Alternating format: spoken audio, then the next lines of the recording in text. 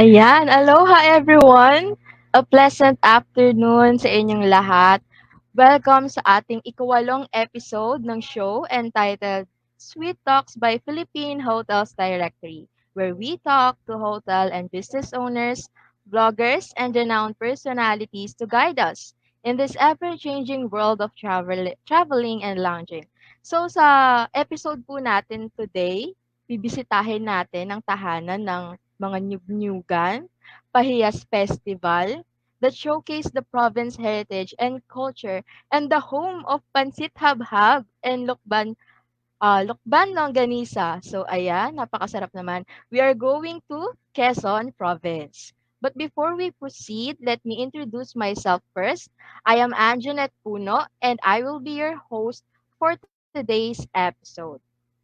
So ngayon, i-check natin yung ating mga viewers.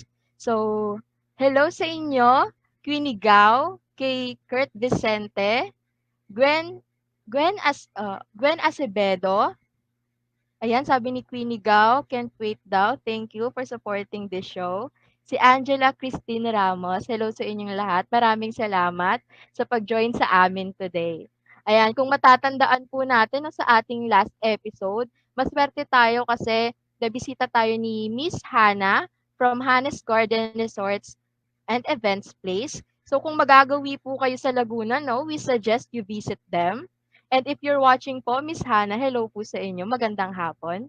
And for those who weren't able to watch our previous episode, you may visit our official Facebook page. It's Philippine Hotels Directory. And kindly, please visit din po yung iba pa naming social media accounts sa FB and YouTube, Philippine Hotels Directory.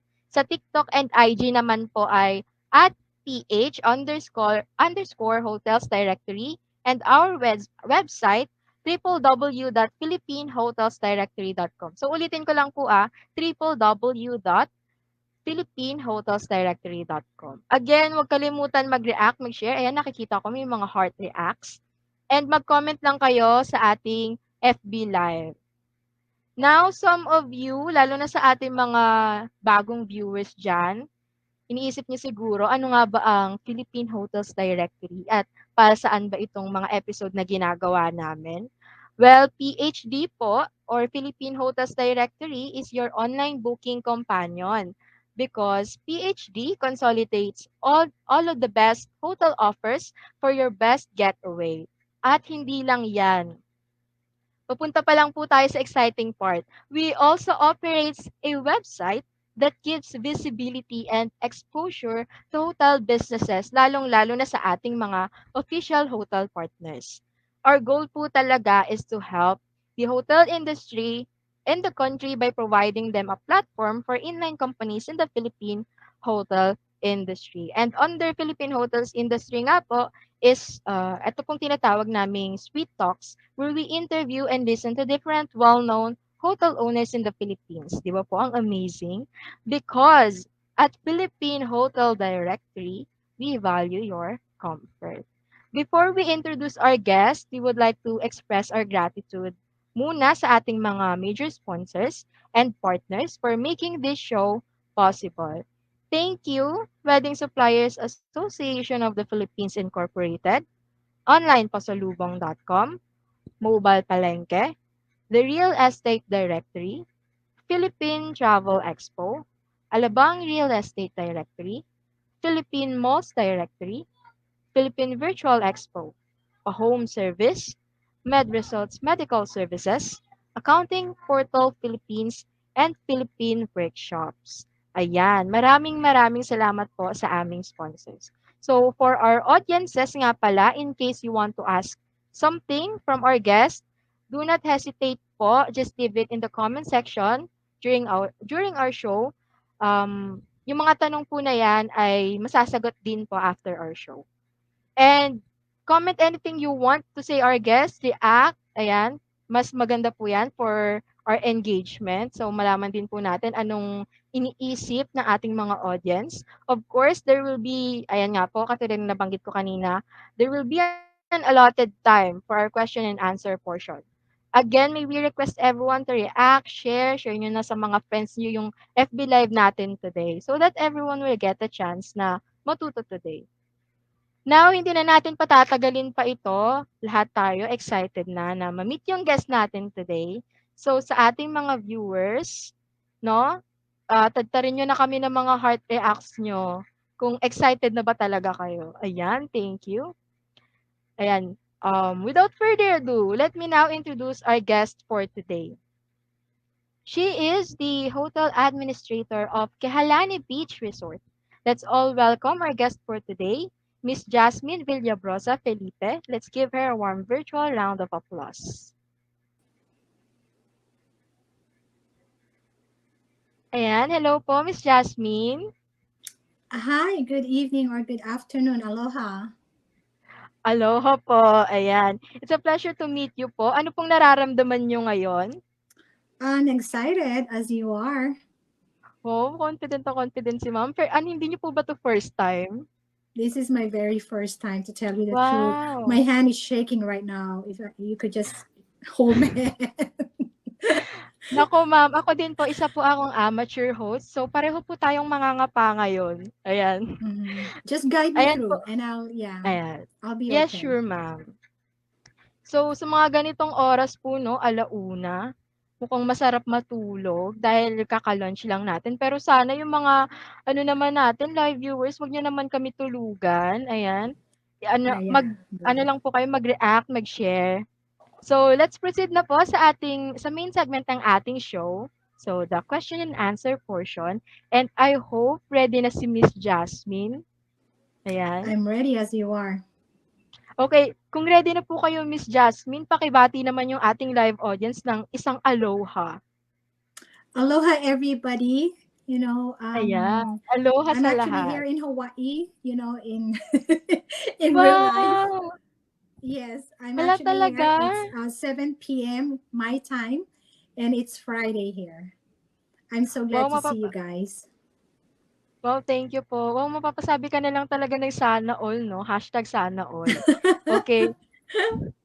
So, para makilala na natin si Miss Jasmine at saka yung kanyang beach resort, no? Can you please tell us a short background on how your resort started?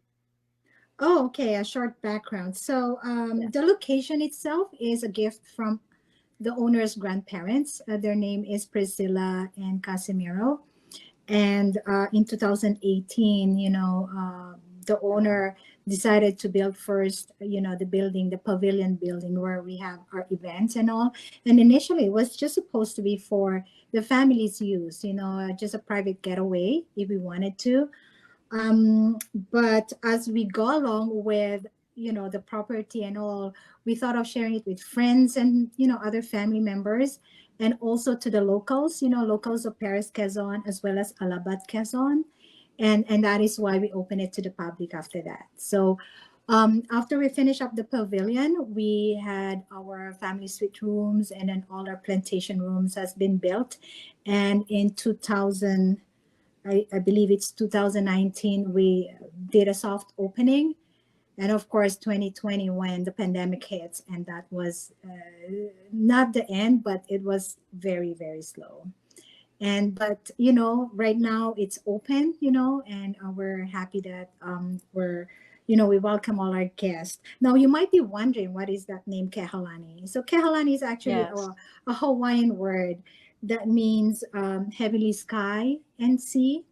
It's the finest of all. It's I wanted to read it. It's actually in the mural of our place. When you go to Kehalani Pavilion, there is a mural there, and it explain what Kehalani is. So Kehalani shares the Hawaiian spirit of aloha, which means love, the ho'olo, which means comfort, and the maika iloa, which is calmness and finest. And this is our gratitude to our roots, which is the owner of the place, our grandparents. This is our home and our family, so we wanted to share our family to our to our locals and to our Filipino friends and families. So yeah, we wanted to ekomomai, which means welcome to everybody, and you'll see that when you come to our resort.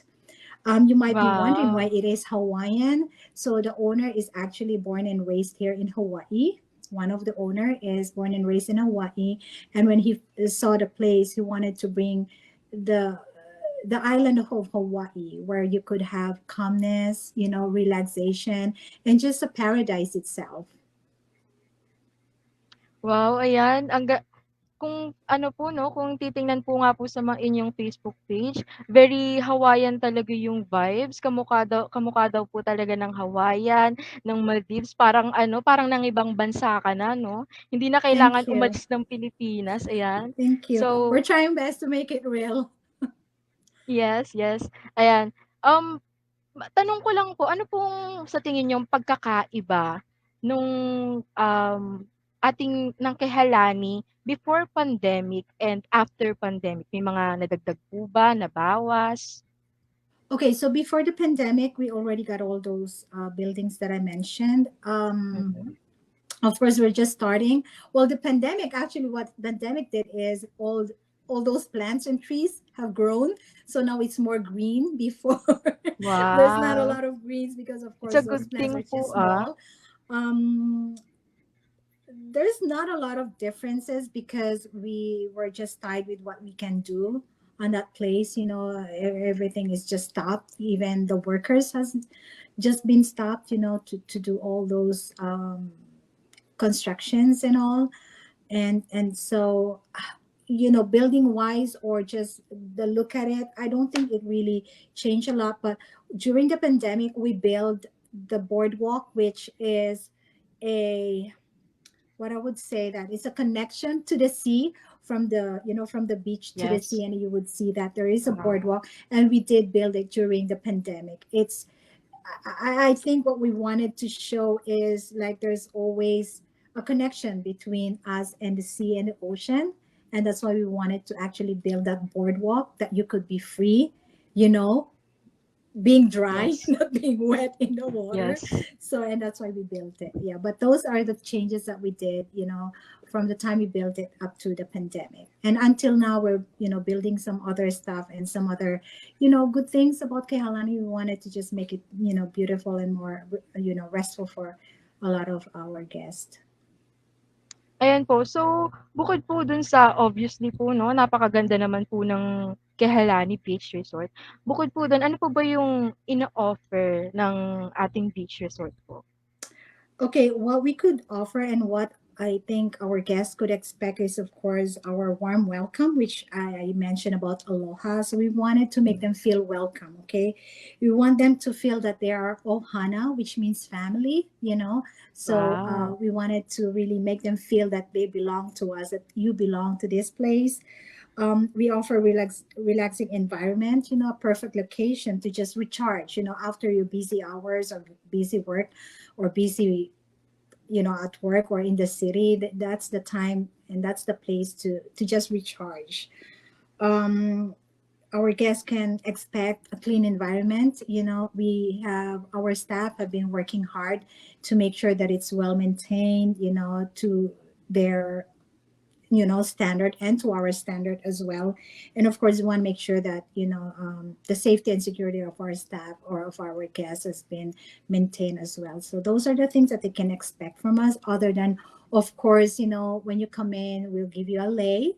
We have a warm welcome drinks from them, and of course yes. just to show the gratitude that they're coming into our home.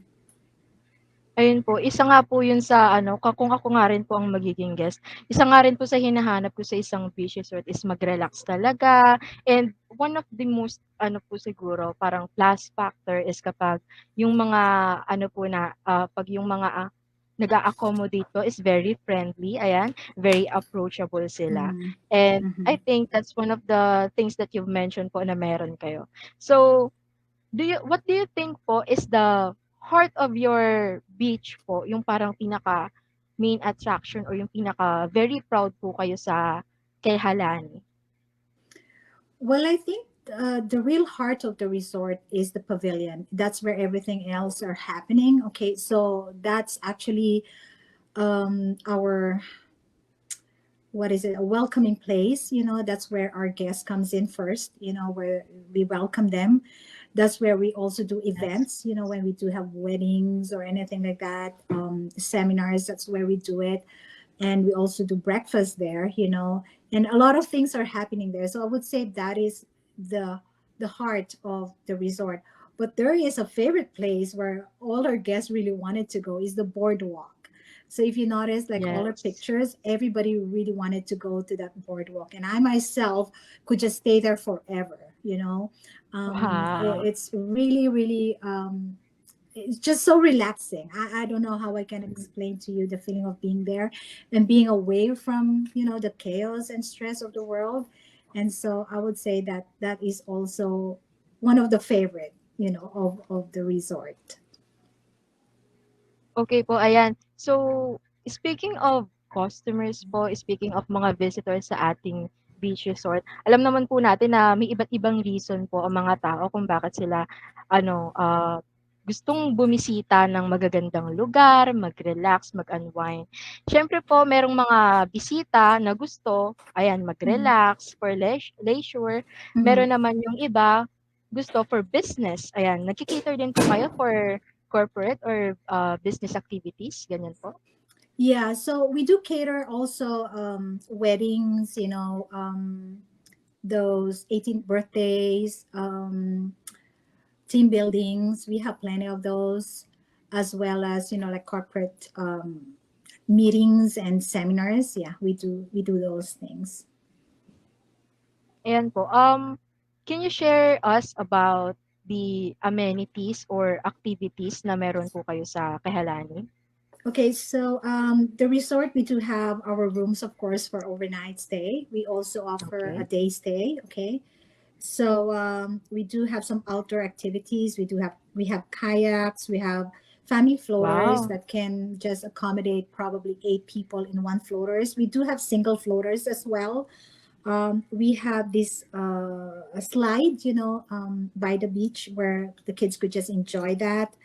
We do have some boogie board, and I'm not really sure if you're familiar with a boogie board, but it's like a half surf, where you could just go and glide yourself, with the waves. We do have Yes po. ATVs. We have bikes. And soon, we just bought a new one, which is a paddle board. So we do have a couple of paddle boards that our staff can, or our guests can enjoy, and plenty more later on. Wow, ayan. So, ang dami naman po palang puwedeng gawin sa Kehalani Beach Resort, 'di Oh, ba? not to So, mention, I forgot to mention to you, we have fire pit where you could do s'mores if you wanted to do s'mores or barbecue or marshmallows. We also have those barbecue areas where, our guests can just bring some fresh foods and then they can just barbecue whatever they wanted. para pong small camping 'no? It is That's small one of the camping. And I want to yes. mention too that we have a campsite. So anybody who's campers, they can bring their gears, whatever camping gears they have, they can bring it. Because we have a space for, camp, however big your camping tent is, how small it is. We have a space for that. We do have some valuable area. We have a valuable area where, those valuable lovers could just enjoy it. And of course we have the beach, Yes. that's really I think one of the best part there is the beach. You just have to touch the sand and of course the water of the sea. Okay, ayan. So, napag-uusapan na rin naman natin yung tungkol sa mga magagandang katangian ng Kehalani Beach Resort.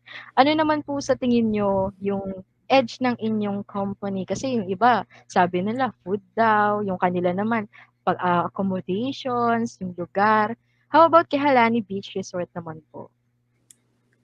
Do you mean what is our did you say edge? Sorry, I Yes didn't get po, the question. what's unique about Kehalani Beach Resort? Okay, what's unique with the Kehalani is we do offer our standard. Okay, I assure you that when you go to each of the rooms, we have chosen the best standard of our pillows, at least the pillows, our bed sheets. It's all really well, is high standard, the cleanliness, I am so proud of it. Our staff are very friendly, and I think that's one of our best kept secret is our staff are really friendly and really a komomai. They're so welcoming. And again, we treat each one as like our family, like our ohana. Ayan po. So, isa nga Mhm. rin po 'yun sa pinakaimportante ngayon since pandemic is yung cleanliness po talaga at dapat Mhm. na napagtutuunan ng bawat business ngayon. Lalo na kapag Mhm. nasa service industry po tayo, hindi po ba? Mhm. And then ayun po napag-usapan na rin naman yung ano, Edge about sa Kehalani. Alam ko nabanggit niyo na rin po si kanina na na-experience niyo na po yung siguro may mga downsides tayo during this pandemic. Ano sa tingin niyo po yung pinaka naging challenge ng Kehalani Beach Resort? So I think the most challenging time during the our things that happened in Kehalani during the pandemic was our location. Okay, so it's almost like maybe 6 hours away from Manila if you really looked at it, and so Oh, with the pandemic, there's a lot of checkpoints, and so I think the one that turned off people is the just that alone, that you yeah. have to present every now and then whatever pass you have, or is my pass enough to get through to this. And then of course we're going to the island, so prior going to the island you got to also show something. And so that was one of our challenging is our location. I think it's really challenging that people wanted to really come, but because of this checkpoints and all these requirements kind of hinder them to come to the island. What else did I have? I think one thing is, of course, want to make sure that everybody's safe, and I think Yes. as part of the administrator, we really talked about it. If do we have to open it or do we close it? Because we don't want to add up to the number of people who has COVID if we keep it opening. We want to make Yes. sure that we're not putting on too much to those who might get sick again. So it was challenging whether we have to close it or not, or do we have to open, or do we have to Oh, accept a guest.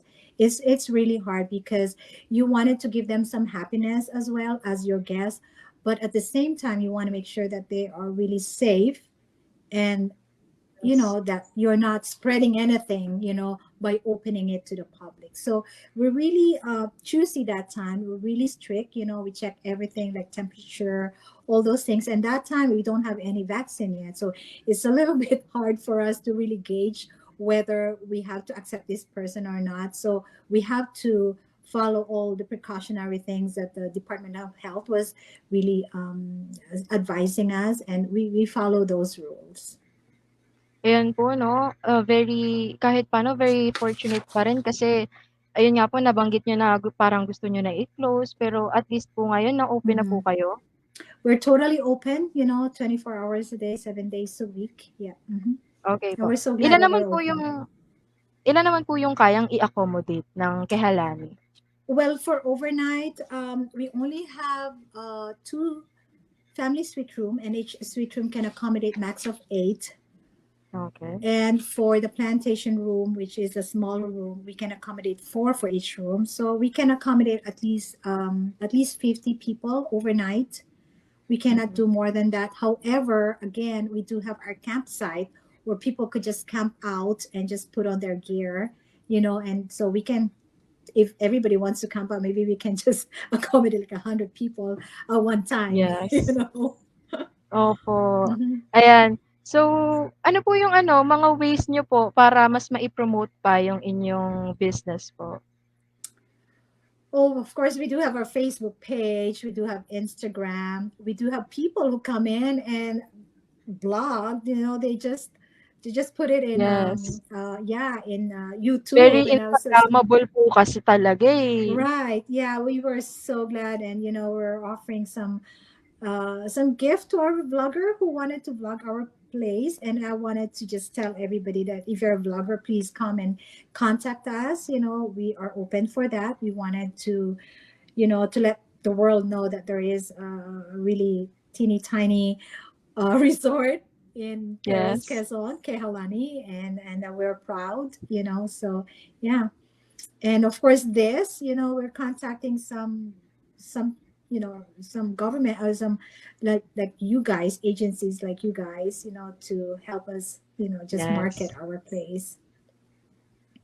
How about ano po, promotions, promo for our ano, future customers? At this time, the only promotion we have is actually what we call the membership to Kehalani, which is Ohana. We call it Ohana membership of Kehalani. Every member will have to pay 2,000 pesos for one time. That is a one-time pay. However, every time they come into the whole resort, they have a 12% discount for all their Wow. stay. And then those um, those bookings that they did accumulate some points, and when they accumulate points you can actually have a free, like a free stay or free gift from us depending on how much you have. And yeah, we've got numbers of members now, and they've been enjoying their membership, and yeah, we're so glad to add up some more member if anybody wanted to be a member of Kehalani Ohana Resort. Yeah. Yes, ayan, very sulit naman Mm-hmm. kasi. Ayan sa mga viewers natin diyan ha, i-take note niyo na 'yan, yung promo na 'yan. Ohana membership for 2,000 pesos lang, 'di ba? May 12% discount na kayo. Mm-hmm. Ayan. That's So, lifetime. Mm-hmm. tingnan mo, That is lifetime, lifetime ayan. 12% discount. Yeah. Very ano na, very achievable na yung ganyang klase ng ano, ng, Mm-hmm. promotions, 'di ba po?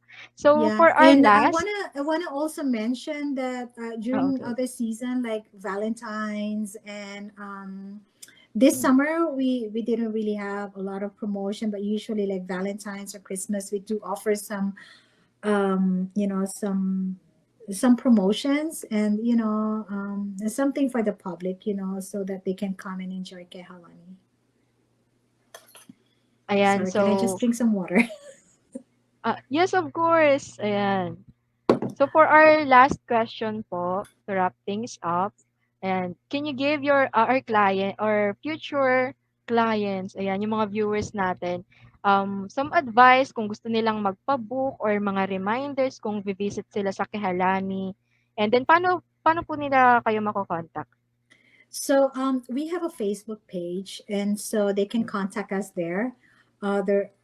We do have some people who answer that. We're trying to make it 24 hours, but sometimes the time is different. So yeah, we try to answer it as soon as we can, so they can ask questions there. We do have, and I would encourage that if you wanted just some information, you just wanted to know some information about the hotel or the resort, you can just send us a message through that Facebook page, and somebody will answer them. Now, once you wanted to book, or especially like group booking, I do recommend to call directly our resort manager. Her name is Jenny, and hang on, and her number is somewhere. Hang on, her number is I don't know if I have to say it's 956-709-4047, and I think this is smart. Is this a smart number? And we have another one which is 909-159-3134. So that's the best number to call, just so you can talk to somebody, because sometimes you really wanted to talk to somebody, right? And also if Yes. you wanted to really make sure that your booking is confirmed, then it's good to just talk to somebody. Okay, ayan. So, thank you very much, no?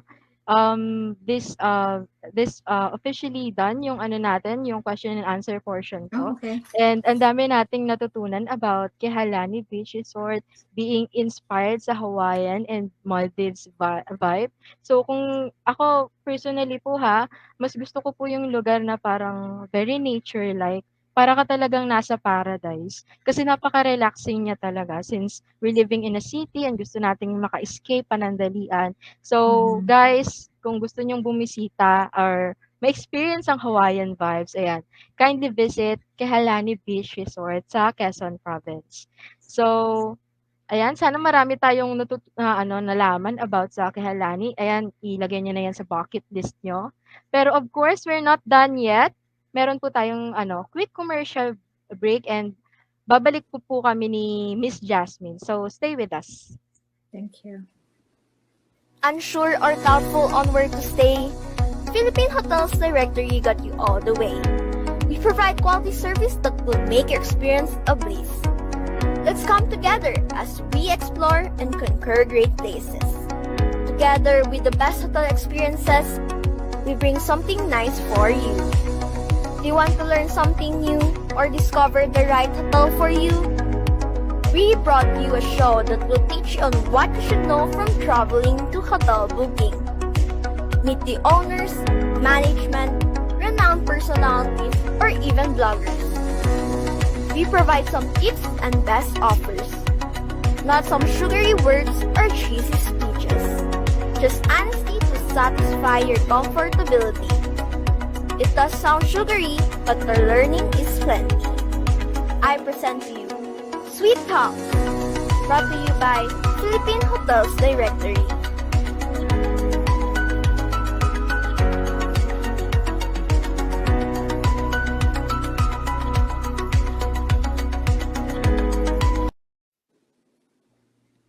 Ayan. So, we are back. And ayan, Miss Jasmine, the virtual stage is yours po. Please do promote your business, yung mga social media accounts niyo po. And if you have anything to say to our live viewers. Oh, it's my turn to say something. I think I've been talking a lot a while ago. Okay, so yeah, I would like to tell the viewers that Kehalani, you will, if you go to Kehalani, you will not regret it for sure. Okay, 100%. You will feel the aloha spirit, which is of course our love, and you will feel that you are our family, that you are our ohana, that you will feel the Hawaiian vibes, as they said. We wanted to show you that there is a place where you could relax and where you could just recharge, after your busy days in the city. We assure Ayan. you that our hotel or our resort will offer you the best high standard that we could offer. We will provide you with safety and security all the time as you are in the hotel or in the resort. We'll make sure that our staff will be friendly to you and you will feel at home for sure. So come Ayan. to Thank you. Kehalani and yeah, experience the the Hawaiian experience that we can offer you. Ayan, totoo 'yan. So ayan, i-take note niyo na 'to, yung nakikita niyo sa screen natin ngayon, yung Facebook page nila Miss Jasmine, Kehalani Beach Resort at yung kanilang Instagram page. Kindly visit na lang if gusto niyong magpa-book. And for group booking naman, kung may special questions kayo, ayun, nabanggit na ni Miss Jasmine kanina, it's 0956-709-4047 or kaya naman 0909-159-2134. Ayan. So, thank you so much, Miss Jasmine, for providing us with such unique perspectives and insights. And with that, we would like to award you with a certificate of appreciation. Yeah, please allow me Oh, to read thank through the you. certificate. Yes. This certificate of appreciation is proudly presented to Kehalani Beach Resort for imparting valuable knowledge and actively participating as a guest during the talk show entitled Sweet Talks in Quezon, given the 7th day of May 2022. And also, we want to award you your own e-certificate po for Oh, participating in this event.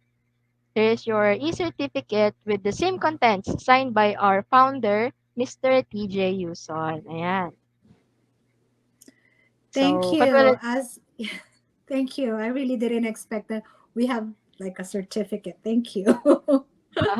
ayan, Yeah. so katulad nga ng sabi ni Miss Jasmine, visit kayo sa Kehalani Beach Resort kung gusto niyo ng Hawaiian vibes, kung gusto niyo mag-relax, to feel the love, appreciate yung nature.